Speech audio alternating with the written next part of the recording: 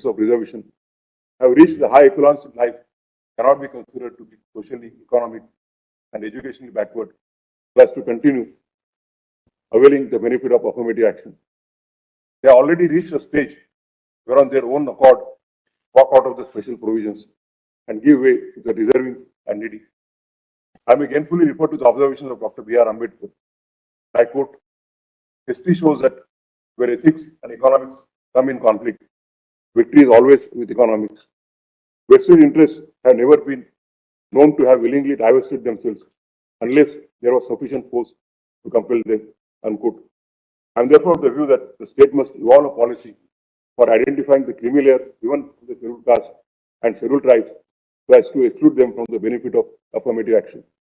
In my view, only this and this alone can achieve the real equality as enshrined under the Constitution. I read my conclusions.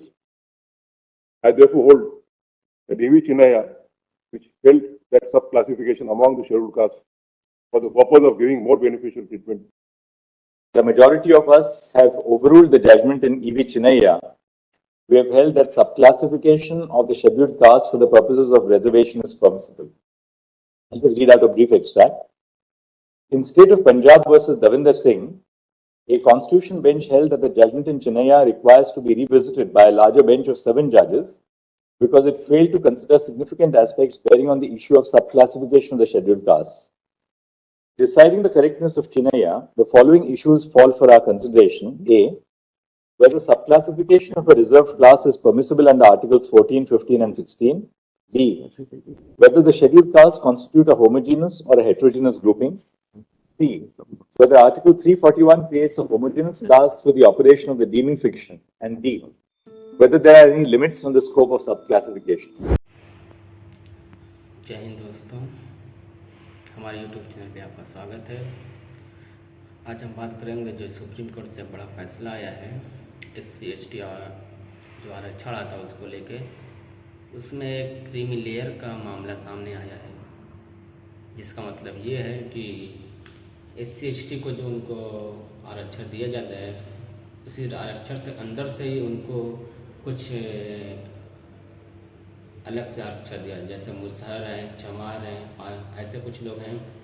जैसे समझिए इस हिसाब से कि अगर SC ST में किसी को 20% उनको अगर मिल रहा है तो उससे मुसहर को 10% दिया जाए और चमार को 5%, ऐसे करके अलग अलग दिया जाए।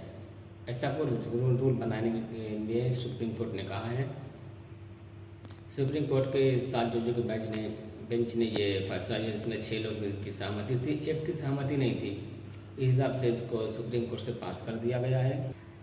अब लोगों का यह मानना है कि इसके थ्रू सरकार रिजर्वेशन ख़त्म करने की कोशिश करेगी। जिस तरीके से SC ST का जो एक पहले से फिक्स जो उनका है आरक्षण, उसके अंदर से उनको बांटा गया है आरक्षण।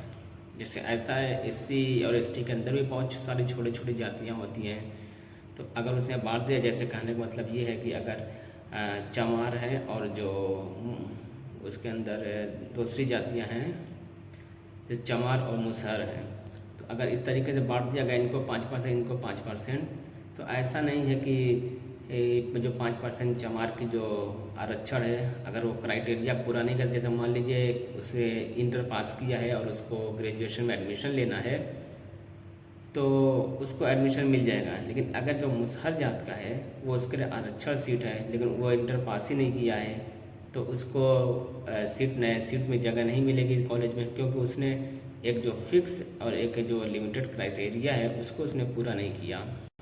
इस पे लोगों की अलग अलग राय है।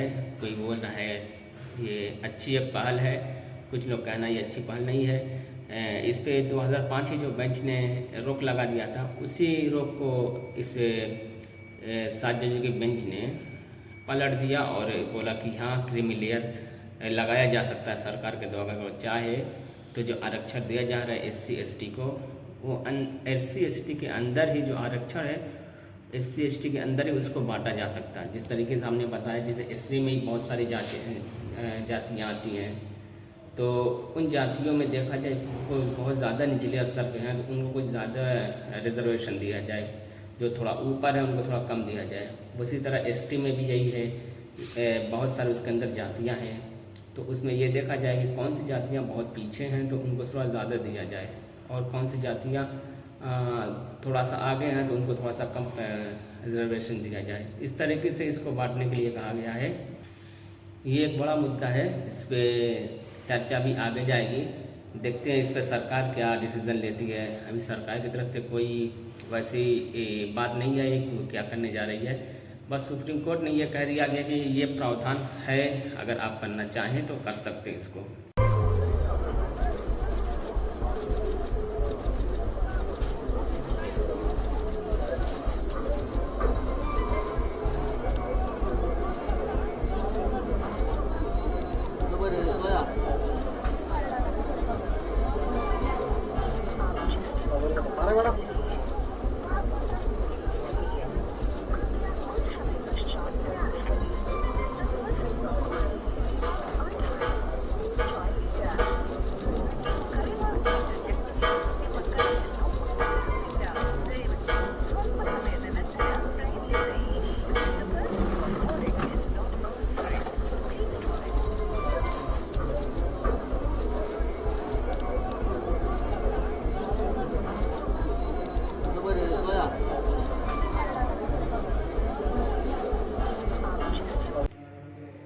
इधर वायनाड से खबर आ रही है कि आज राहुल गांधी और प्रियंका गांधी आज वहाँ पे पहुँची हैं, और जो पीड़ित हैं उनके परिवार से मिले।